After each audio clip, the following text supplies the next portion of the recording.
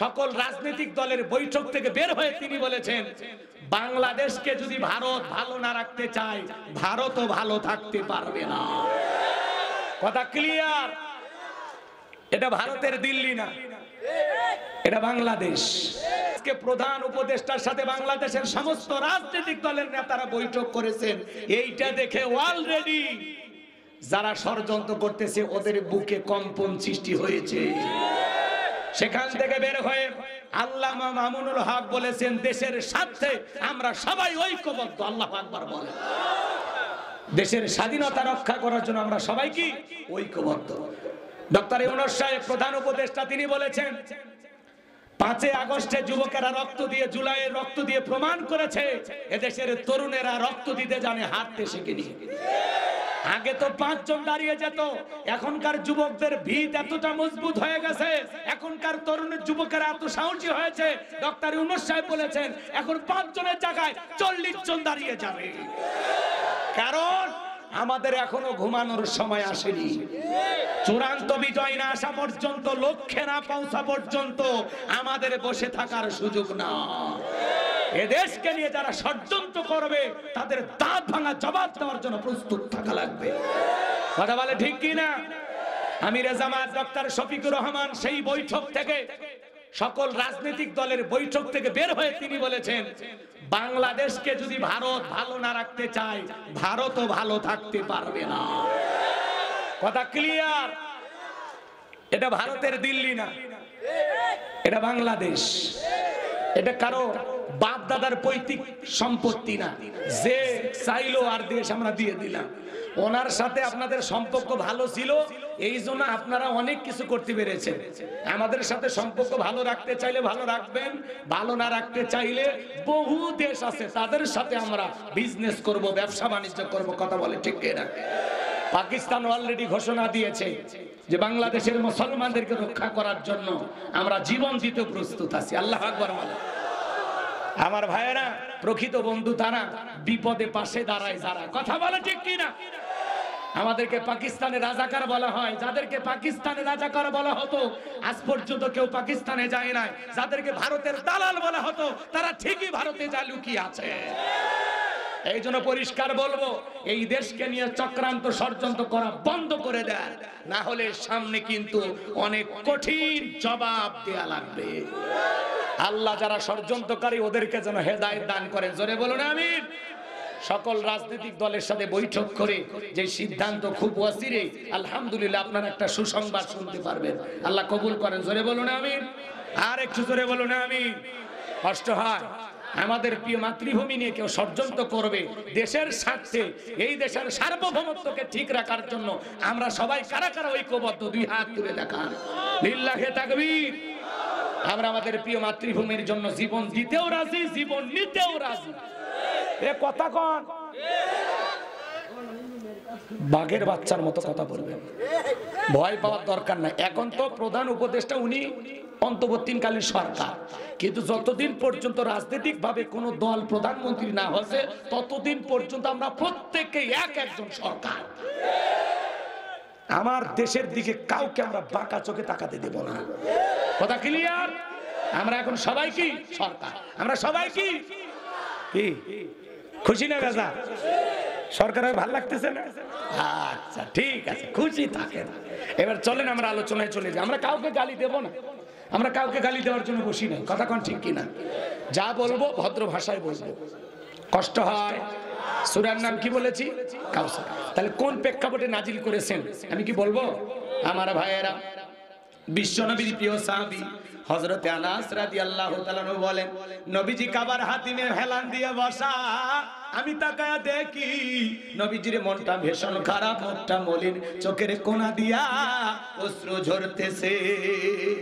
হযরতে আনাস কিছুটা সময় অতিবাহিত হয়ে যাওয়ার পরে ডেকে বলেন, আমি তাকায়া দেখি আমার নবীজি মুস্কি মুস্কি হাসতেছেন। বলেন সুবহানাল্লাহ। আমার নবী যদি হাসি দিতেন, নবীর চাইতে সুন্দর হাসি পৃথিবীর আর কোন মানুষ দিতে পারবে না। রাসূল যখন মুস্কি হাসি দিতেন, এটা পৃথিবীর সেরা হাসি। সুবহানাল্লাহ বলেন। রসুল যখন হাসতে গিয়ে কখনো একটু দাঁত দেখা যেত, আহা কি চিকচিক করতো, মুখ তো দাঁড়ার মতো, আল্লাহু আকবার বলে। কি অসাধারণ ব্যক্তিত্ব সম্পন্ন মানুষ ছিলেন মুহাম্মদ রাসূলুল্লাহ সাল্লাল্লাহু আলাইহি ওয়াসাল্লাম। সেই নবী কেন কাঁদেন? কারণ আছে না নাই? আমার নবী কেন কাঁদেন, কেন হাসেন, এর পিছনে কি রহস্য? বাজান গো আমার, দিল দিয়া কথাগুলো বোঝার চেষ্টা করবেন। হযরতে আনাস দেখে বলেন, নবী গো এই মাত্র দেখলাম মনটা খারাপ, মুখটা মলিন, চোখের কোণা দিয়ে অশ্রু ঝরতেছে, আবার দেখি মুস্কি মুস্কি হাসেন। আমার নবী কেন কাঁদেন, কেন হাসেন, এর পেছনে রহস্য আছে না নাই? নবীজির মনটা কেন খারাপ? কারণ হলো নবীজির কলিজার টুকরা ছেলে সন্তানগুলো জন্ম নেয়, আর একে একে ছেলে সন্তানগুলো মারা যায়। আবুল কাসেম মারা যায়, আবু তাহের মারা যায়, ইব্রাহিম মারা যায়। বাবা হিসাবে নবীর মনেও কষ্ট লাগে কি না? আগে বলছি, একটু আওয়াজ দেওয়া লাগবে, লাগে কি না? কথার সাথে জবাব দিবেন বাজান গো আমার। একে তো সন্তান হারানোর ব্যথা, অন্যদিকে নবীজির কাছের চাচা নাম হলো আবু লাহাব, ডেকে বলে, ভাতিজা তোমার বংশে বাতি জ্বালানো কেউ থাকলো না, তুমি একটা লেজ কাটা, তুমি একটা নির্বংশ, জোরে কন্যা উযুবিল্লাহ। আমার ভাইয়েরা, যদিও রাসূলের 4টা কন্যা সন্তান জীবিত ছিল, কিন্তু নবীজির ছেলে সন্তানগুলো জন্ম নেয় আর একে একে মারা যায়। আর নবীজির কাছের চাচা এইটা নিয়ে ঠাট্টা বিদ্রুপ করে। আপনারাই বলুন, আল্লাহ না করুক আপনার আমার সন্তান যদি মারা যায়, কাছের আত্মীয় স্বজনদের উচিত বিপদের দিনে সান্ত্বনা দেওয়া। বাবা তুমি সবর করো, ধৈর্য ধারণ করো, আল্লাহ যদি চায় বছর না ঘুরতে আবারও তোমাদের ঘর আলোকিত করে সন্তান দিতে পারেন, তিনি কে? ভালো করে বুঝবেন বাজান।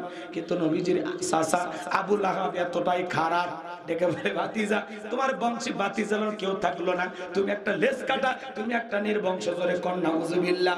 আপনার আমার নবী সন্তান এই পৃথিবীর জমিনে কেন জীবিত থাকলো না? কেন তারা শিশুকালে মারা গেলেন? আল্লাহ তাআলা কেন তাদেরকে শিশুকালে উঠিয়ে নিলেন?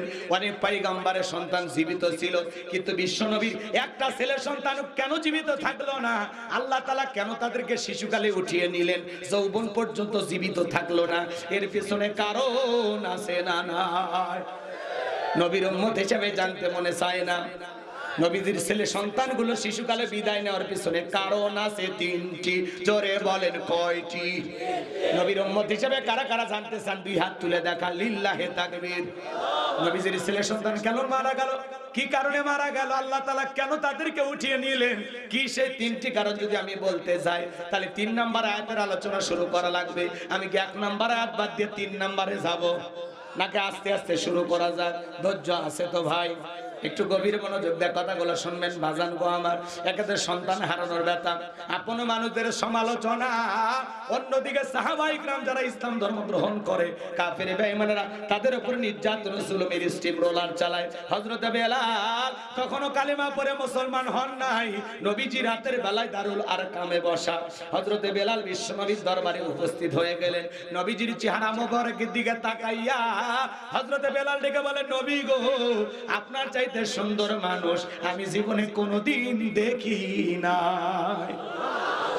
আপনার আমার নবী কতটা সুন্দর ছিলেন জানেন? হযরতে জাবির রাদিয়াল্লাহু তাআলা বলেন, পূর্ণিমার রাত আমি রাসূলের বাড়িতে গিয়েছিলাম, সেদিন দেখেছিলাম চাঁদ উদয় হয়েছে 2টা, একটা চাঁদ আসমানে আর একটা চাঁদ জমিনে। হযরতে জাবির ডেকে বলেন, ওই আকাশের পূর্ণিমার চাঁদের চাইতেও বিশ্ব নবীকে আমার কাছে বেশি সুন্দর মনে হয়। কেমন নবী পাইছি! নবীর সম্মান মর্যাদা কত আমরা মানে কি বুঝি না। এক জায়গায় যা বললাম, ভাই বলেন তো আমাদের নবীর নাম কি? বলে হুজুর আব্দুল কাদের জিলানী। পীর সাহেবের নাম মুখস্থ আছে কিন্তু নবীজির নামটা বলতে পারে না। এমনও কপাল পোড়া মুসলমান আজ সমাজে আছে না না? আমার ভাইয়েরা, আপনার আমার নবী কতটা সুন্দর মানুষ ছিলেন জানেন? আম্মা জান আয়েশা ডেকে বলেন, যারা ইউসুফ নবীর চেহারার দিকে তাকাইয়া মিশরের নারীরা ফল কাটতে আঙ্গুল কেটে ফেলে দিয়েছিল, ওরা যদি বিশ্ব নবীর চেহারার দিকে তাকাইতো, শুধুমাত্র আঙ্গুল নয়, আঙ্গুল কাটতে কাটতে, হাত কাটতে কাটতে কখন যে নিজের কলিজা কেটে দুফাক করে দিত, মুহূর্তের জন্য টের পাইতো না। আপনার আমার নবী এতটাই সুন্দর। আম্মা জান আয়েশা বলেন, ও দুনিয়ার মানুষ, তোমাদের একটা সূর্য আছে, আমি আয়েশার একটা সূর্য আছে। তোমাদের সূর্য উদয় হয় দিনের বেলায়, আর আমি আয়েশার সূর্য উদয় হয় রাতের বেলায়। আল্লাহু আকবার।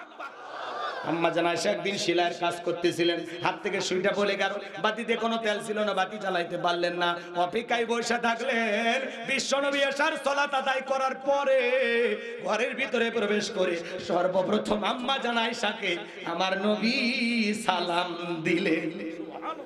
নবীজি ঘরে ঢুকে আম্মা জান আয়েশাকে কি দিলেন? আপনি আমি যখন বাড়িতে প্রবেশ করব বউকে সালাম দেওয়া দরকার আছে না? না